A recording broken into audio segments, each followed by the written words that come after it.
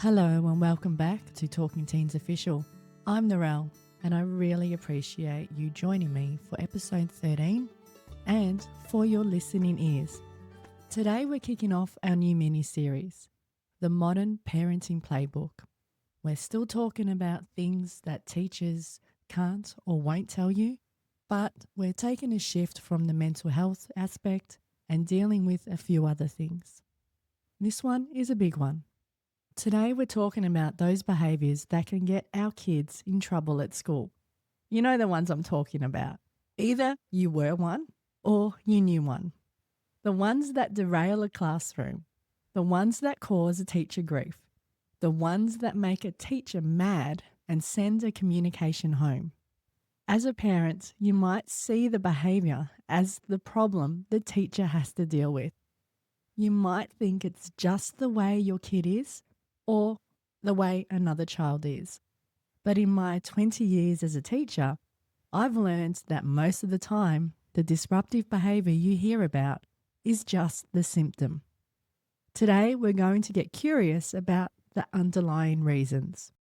Before we dive into the specific behaviours, I want to give you the single most powerful question I use in the classroom to decode any situation. When I'm faced with a challenging behaviour, I always ask myself, what are they trying to avoid? Or what are they trying to gain?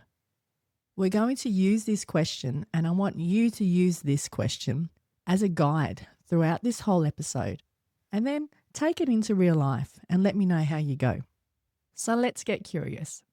I've broken down the kinds of behaviours I see into 3 main levels. Think of it as your teacher's guide to figuring out what's really going on when you get that call from the school. Let's start with what I call the low-level annoying stuff. On a school report, this is the kid who is probably getting a lot of the sometimes, rarely, next to things like brings required materials to class or works independently. You'll read the comments, but they don't capture the full picture. In the classroom, these are the behaviours that just wear a teacher down. It's the constant low-level chatter, the student who's always throwing little bits of paper, who never has a pen. It's the kid who is likeable but annoying at the same time. And as a teacher, you find yourself just wishing that they would do their goddamn work. But when we apply our diagnostic question, what are they trying to avoid or gain? It's rarely that simple. It could be a hidden learning difficulty, an academic gap where they're avoiding work they just don't understand, or even a struggle at home. Then you have the mid-level behaviours. This is the one where we often see the first real signs of a welfare or mental health issue. It's the student whose attendance starts to slowly decline. They become more disengaged. Their appearance might change. Their attitude might shift. It's all the subtle changes that can happen slowly and quietly. Or, on the other side of that coin, it can be a sudden outburst directed at teachers or students. These are often signs of a deeper struggle, friendship issues, problems at home, bullying, or underlying mental health challenges. And more sadly, it's often because no one has even asked the question, what's going on with you? And finally, you have the high-level behaviours, where we get into some serious safety concerns. Physical intimidation or violence, drug use or self-harm. And when things escalate to this level, the behaviour is almost always a coping mechanism for significant trauma. It could be an abusive home life, neglect, or the immense pressure of being a young carer for an ill parent. When we talk about trauma, I want you to think of it as not just an abstract concept. Let me tell you a real story about a student I'll call Luke.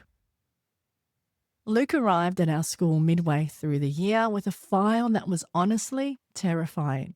It listed everything a school fears: setting fires, physical fights with staff, drugs, weapons. He was labelled a problem student before he even walked through our gates.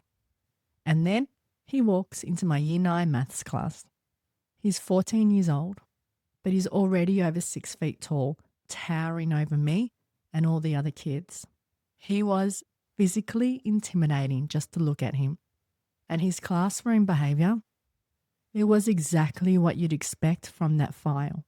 He'd come to class with no books, no pens, he'd throw paper and talk loudly about completely inappropriate things for his age. He was doing everything he could to get a reaction, to get sent out of the room. But then I had a meeting with his family to make a plan to re-engage him. A different side of him emerged. At the end, he asked me, "Why do they let me into the school, miss?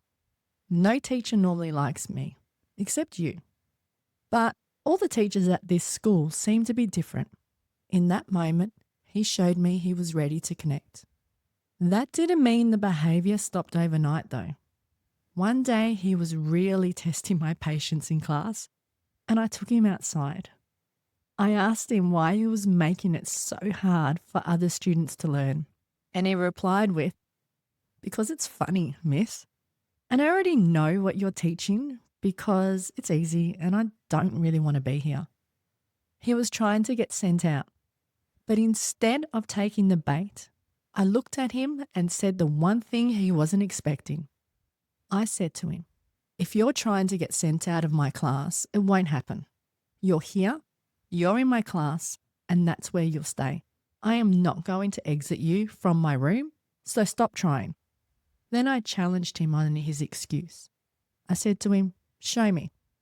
Show me you can do the work, and then I'll give you other stuff to do."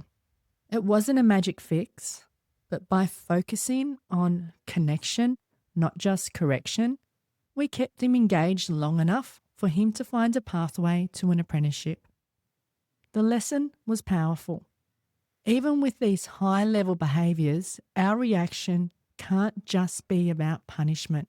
It has to be about connection. So what can we actually do about this?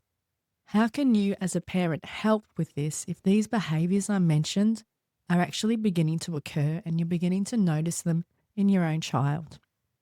It's time we need to get practical, and I've got some ideas for you.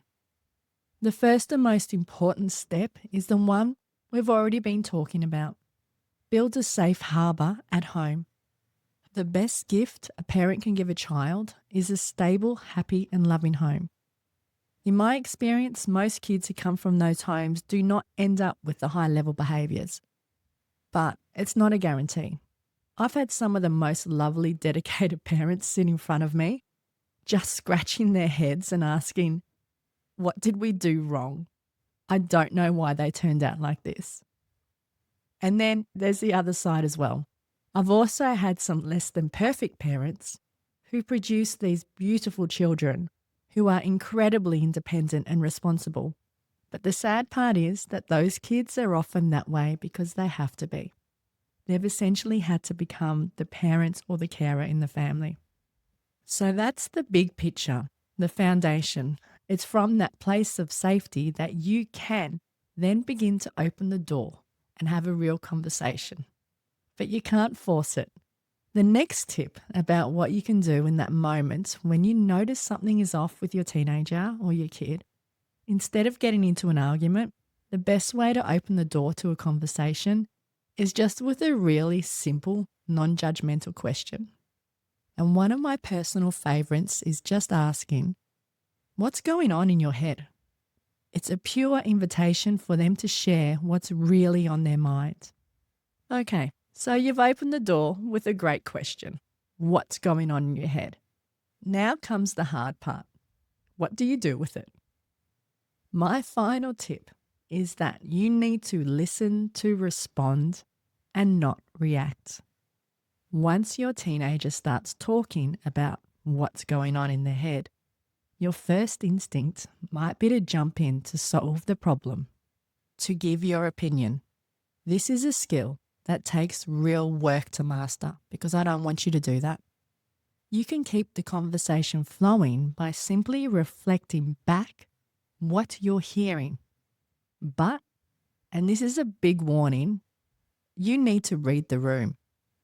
If you start peppering them with too many questions, they're going to get stroppy and leave in a huff. Your job is not to be an interrogator. Sometimes the most powerful thing you can do is just listen in supportive silence. This comes back to the powerful idea from Sir Ken Robinson. He often argued that the industrial model of education stifled one of the most important human capabilities. One of the most important human capacities, curiosity. It was all about getting the one right answer, not about asking interesting questions. I believe the same is true for parenting. The industrial approach to a disruptive behaviour is to just shut it down, to demand compliance.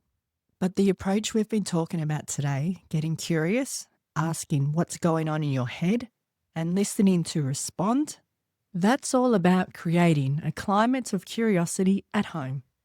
When you do that, you're not just dealing with the behaviour, you're sending a much deeper message to your child. Your inner world is interesting to me, and it is safe for you to explore it. That's a foundation not just for better behaviour, but for a lifetime of self-awareness. So the final thought for today, it all comes back to that first idea. Every behaviour is a form of communication. Your child is either trying to avoid something or gain something. You just need to figure out what it is exactly. Next time on Talking Teens, we're diving into a topic that makes a lot of families uncomfortable. We're talking about money. But first, I want you to think about something. Where did you learn about money and how to manage your finances? And more importantly, is that how you want your kids to learn about it too? I can guarantee that most of us learned simply by watching our own parents. And the financial world they grew up in is completely different from the one our teens are about to face. Join me as we talk about the money lessons you should be actually teaching your kids today. But before you go, can you do me a huge favour? Can you just please hit the subscribe button so I know that you're actually interested in what I'm talking about? And if you really want, let's have a conversation. Leave a comment on this podcast or follow me on Instagram or Threads and we'll have a look. And we'll have a chat and just pop your ideas in there. Let's get this conversation going. Once again, thank you for listening. And remember that focus, connection over correction.